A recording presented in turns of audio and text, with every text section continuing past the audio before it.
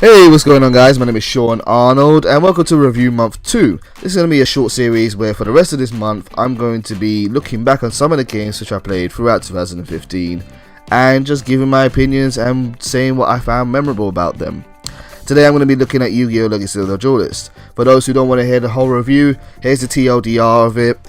I found Yugioh Legacy of the Duelist to be incredibly fun, however I feel like it missed many opportunities and Konami could have supported this game a lot better. First of all, let me give a bit of background about Yugioh Games, and I'm just talking about the video games and none of the other forms of franchises for the Yu-Gi-Oh franchise. I don't know what I'm saying. In terms of Yu-Gi-Oh games, you always had the official games released by Konami, and then you've had the fan-made games. The official games are more suited or better for casual players who have either maybe just come from the show or read the manga, and they just want to play the game in a closed environment and not get destroyed so hard, and just play it at a nice slow pace. They do a really good job of experimenting with storylines. I know in the 5D's Wii game you had the ability to actually ride motorcycles, and in Duelist or the Roses, I believe it was called on the PlayStation 2, all of the Yu-Gi-Oh characters were British for some reason. So, you know, the Konami official games are fun for that. In terms of for the hardcore crowd though, they don't really suit those tastes, even though you could play multiplayer with other people. The hardcore crowd has always leaned towards fan-made games such as Dueling Network, Dev Pro, and Yu-Gi-Oh Virtual Desktop. I played Yu-Gi-Oh Virtual Desktop the most, then I transitioned over to Dueling Network. I've never tried Dev Pro myself, but they're really great environments for hardcore players who just like to experiment and practice and try different strategies over and over again against other people. When Yu-Gi-Oh Legacy of the Duelist was announced, I was really excited. I actually thought it was going to be an opportunity for Konami to kind of really appeal to more hardcore players whilst also appealing to casual players, and that's really good. I think that's a really great thing to be able to do. If you can bring new players to your scene, it keeps the game alive, it keeps people interested, but if you need to keep the hardcore players in order to motivate the casual players into wanting to get better. I think in terms of appealing to the casual audience, I think the solo campaign did a good or a decent enough job. I think in terms of presentation, the whole game isn't amazing in terms of presentation. It's really quite simple, but at the same time it's really quite quick and easy to get through. At no point did I feel like I was being bogged down by any of the menus or the story at all, because you can kind of just skip through everything and just get to wherever you want to be in this game quite quickly, and that's quite important for a game which can be quite repetitive like Yu-Gi-Oh. I thought the visual novel style of the campaign mode was possible. I don't think it was the best presentation they've done for a solo campaign, but my impression of this game was that it was always intended to be released as a budget title, and I think as a budget title, I think the amount of work they put into presenting such a detailed story in this game was good. I think they really succeeded well here. I also really liked the Duelist challenge mode. It was really fun to play these old characters or characters from your favorite series and play them with a more modern version of their most preferred archetype. In fact, it really actually motivated me to doing certain decks like Amazonist decks or Harpies decks because of the Duelist challenge mode. The online mode was also, I would describe as possible. I think it's a lot of fun to play online, and I think what makes the online mode the most fun is the community. Yu-Gi-Oh is a very sociable game. You need other people to play it. It's basically chess with cards, and the community being present on current gen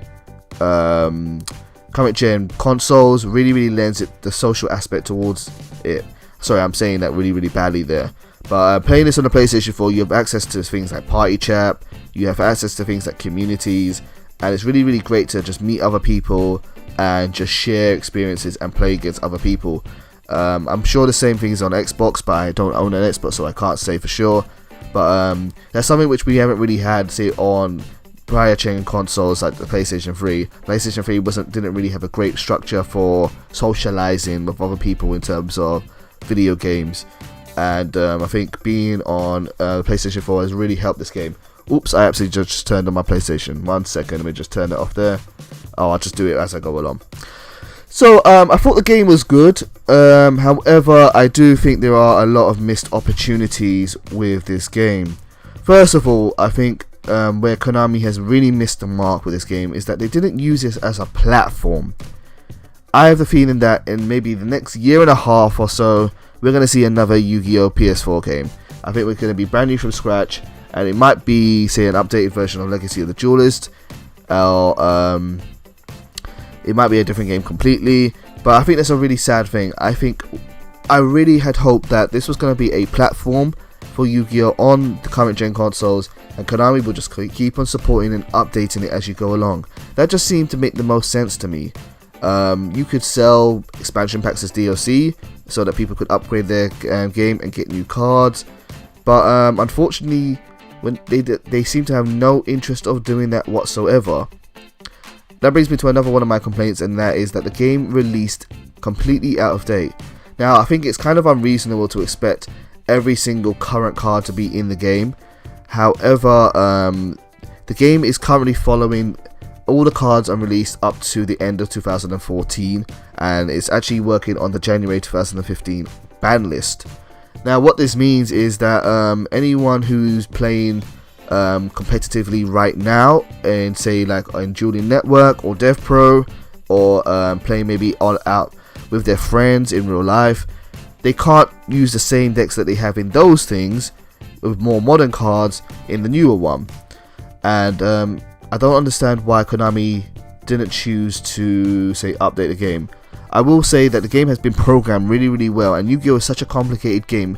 It's not easy just to, say, add a new card into the game. It does take a lot of time because there's a ton of mechanics that comes with every single card in this game, and there are literally thousands of cards.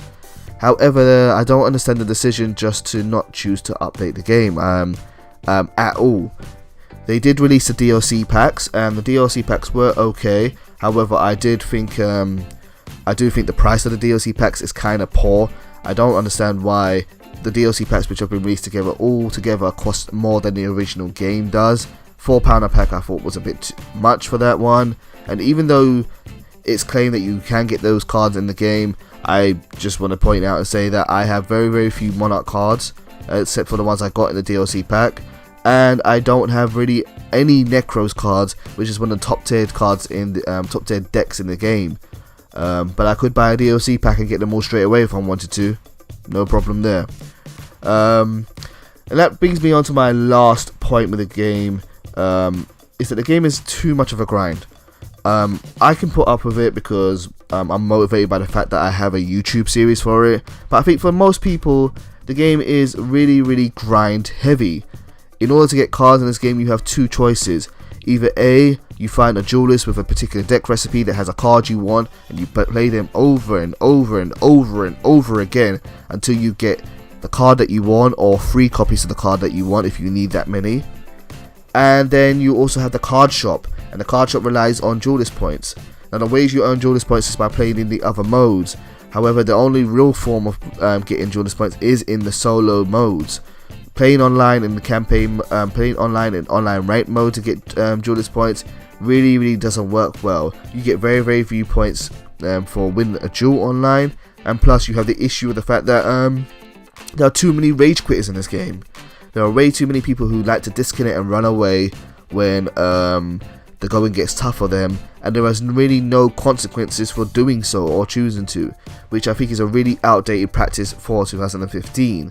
Even online modes like Dueling Network punish players for running away. You lose dramatically points towards your ranking in that game, and yet Konami with this official product chose not to put anything in place to tackle with rage quitters.